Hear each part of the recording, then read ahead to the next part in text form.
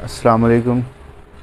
आज की नई वीडियो के साथ आपका मेज़बान होम्योपैथिक डॉक्टर मोहम्मद सरवर।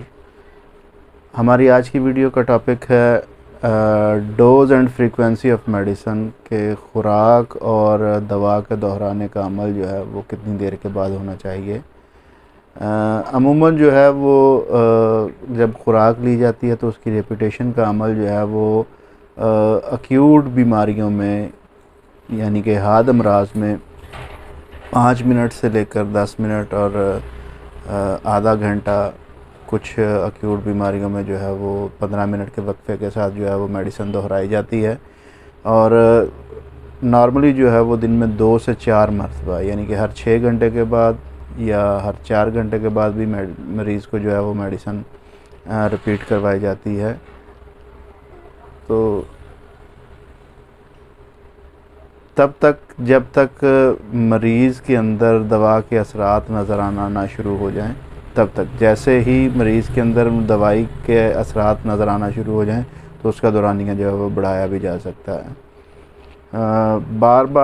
बार एक्यूट केसेस में जो है वो ज़्यादा मरतबा भी दवा दोहराने से उसके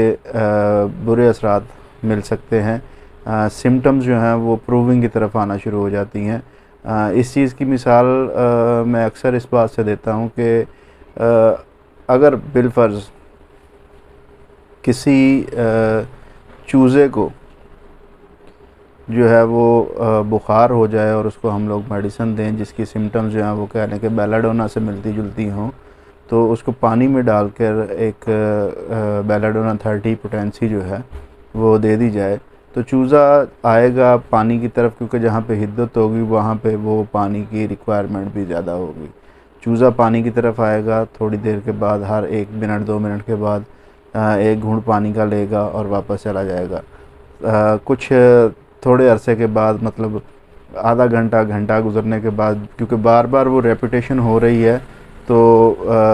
जो है वो चूज़ा जो है उसकी डेथ हो जाएगी, क्योंकि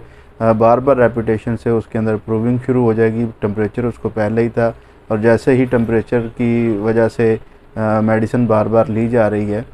तो उसके अंदर प्रूविंग शुरू हो जाएगी। प्रूविंग के असरात से जो है टेम्परेचर वो और ज़्यादा बढ़ेगा, जो कि उसके नर्वस सिस्टम को डैमेज कर देगा और जिसकी वजह से उसकी मौत वाक़ हो जाएगी। मतलब ये है कि ये तो ही बात एक जानवर के हवाले से, लेकिन हम लोग कहते हैं कि होम्योपैथिक दवा जो है वो सेहतमंद इंसानों पे प्रूव की जाती हैं और इंसानों को देते वक्त इन तमाम बातों का ख्याल रखा जाता है, इन चीज़ों को मद्देनज़र रखा जाता है कि रेपिटेशन ऑफ डोज जो है उसका भी तयन करना इंतहाई ज़रूरी होता है। एक्यूट केसेस में जो है वो 5 से लेकर 15 मिनट और आधे घंटे बाद रेपिटेशन ऑफ डोज जो है वो दी जा सकती है और नॉर्मली जो है वो 2 से 4 मरतबा एक दिन में जो है वो मेडिसिन दी जा सकती है। क्योंकि ये हमारी होम्योपैथिक मेडिसिन जो हैं वो ज़्यादातर टैबलेट्स, ग्लोब्यूल्स और ड्रॉप्स की सूरत में होती हैं, तो ग्लोब्यूल्स में 20 से 30 नंबर के जो ग्लोब्यूल्स हैं वो ज़्यादा इस्तेमाल किए जाते हैं। 2 ग्रेन, 4 ग्रेन और 5 ग्रेन की टैबलेट्स जो हैं वो ज़्यादा इस्तेमाल की जाती हैं। तो छोटे बच्चों के लिए 3 से 4 ग्लोब्यूल्स और बड़े लोगों के लिए 5 से 7 ग्लोब्यूल्स जो हैं उनकी डोज़ का तयन किया जाता है। और अगर हम लोग मदर टिंचर या पोटेंटाइज्ड फार्म में जो है वो दवाई इस्तेमाल कर रहे हैं लिक्विड सूरत में, तो बच्चों को 3 से 5 कतरे और बड़ों के लिए 5 से 10 कतरे, 15 कतरे भी दिए जा सकते हैं थोड़े से पानी के अंदर मिक्स करके। बार बार रेपिटेशन का अमल और बाज़ दफ़ा ये कहा जाता है कि वज़न को मद्देनज़र रखते हुए या कॉन्स्टिट्यूशन को, जिस्मानी साख्त को मद्देनज़र रखते हुए मरीज़ को जो है वो दवा जो दी जा रही है उसका तयन किया जाता है। तो बात वही आ जाती है कि अमूमन जनरल जो मेडिसिन दी जा रही है मरीज़ को, उसकी दवा का तयन जो है वो 5 से 10 कतरे या 15 कतरे और उसका टाइम ड्यूरेशन जो है वो एक्यूट केसेस में 5 से 15 मिनट या आधा घंटा और नॉर्मल या क्रॉनिक केसेस में जो है वो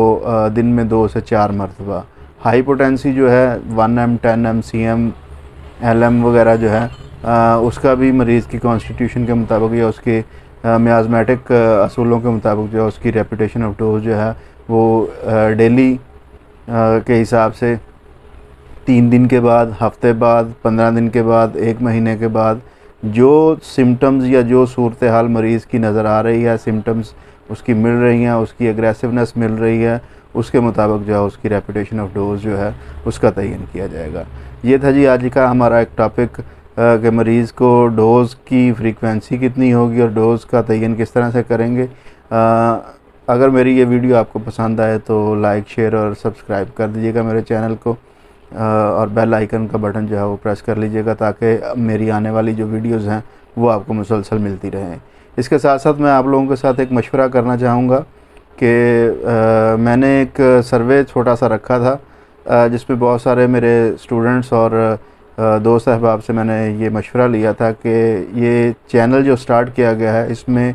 किस अंदाज़ की जो वीडियोज़ जो हैं वो बनाई जाएं या जो मेडिसिन्स डिस्कस की जानी हैं वो किस तरह से की जाएं। तो अमूमन मुझे ये मशवरा मिला है या दोस्तों ने ये राय दी है कि सिंगल सिम्टम्स पर सिंगल मेडिसन जो है वो आप डिस्कस करें। मतलब कोई भी बीमारी है, मिसाल के तौर पर अगर फ़ीवर है तो फ़ीवर के लिहाज से जो जो मेडिसिन्स हैं या जो जो सिम्टम मरीज़ के अंदर पाई जाती हैं उनको मद्देनज़र रखते हुए जो दवा बनती है वो बताएं कि सिंगल सिम्टम फ़ीवर जो है वो अगर हाई है तो उसमें कौन सी मेडिसिन देंगे। मतलब रश ऑफ ब्लड जो है वो सर की तरफ है, खून का दौरानिया, और बुखार ज़्यादा है तो बेलाडोना देनी है। सर्दी के साथ बुखार हो रहा है तो एकोनाइट है, या प्यास बार बार लग रही है और मरीज़ सिप करके छोड़ देता है तो उसकी जो है वो आर्सन का मलबम मेडिसिन बनती है। तो इसी तरह से मतलब सिंगल सिम्टम के आगे जो है उसकी सिंगल मेडिसिन बताई जाए। तो मेरा इरादा तो भी यही है कि मैं इसी तरह से आप अगली वीडियोज़ जो हैं वो अपनी